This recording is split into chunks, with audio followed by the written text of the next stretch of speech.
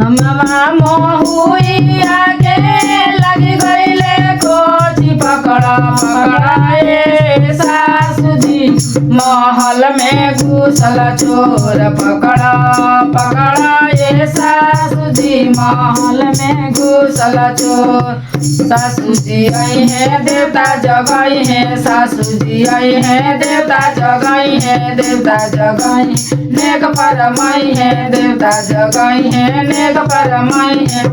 माला माला ए सासू जी कमर में करुआ तेल माला माला ए सासू जी कमर में करुआ तेल।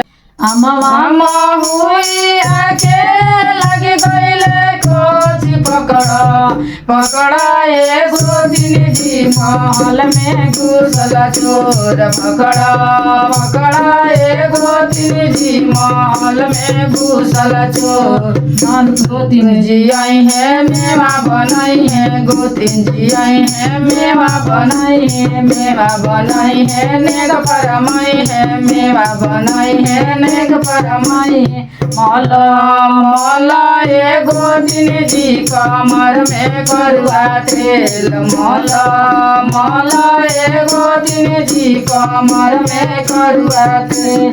अम्मा महुइया के लगी गईले कोची पकड़ा पकड़ाए ननद जी का महल में घुसल चोर पकड़ा पकड़ाए ननद जी महल में घुसल चोर।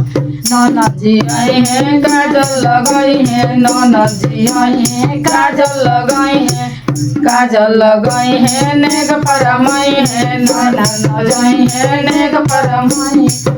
माला माला ए ननद जी कमर में करुआ तेल माला माला ए ननद जी कमर में करुआ तेल। अम्मा महुइया के लगी गईले कोची पकड़ा पकड़ाए देवर जी महल में घुसल चोर पकड़ा पकड़ाए देवर जी महल में घुसल चोर। देवर जी आई है डीजे बजाई है देवर जी आई है डीजे बजाई है डीजे बजाई है नेक परमाई है देवर जी आई है डीजे बजाई है डीजे बजाई है नेक परमाई है। माला माला ए देवर जी कमर में करुआ तेल माला माला ए देवर जी कमर में करुआ तेल।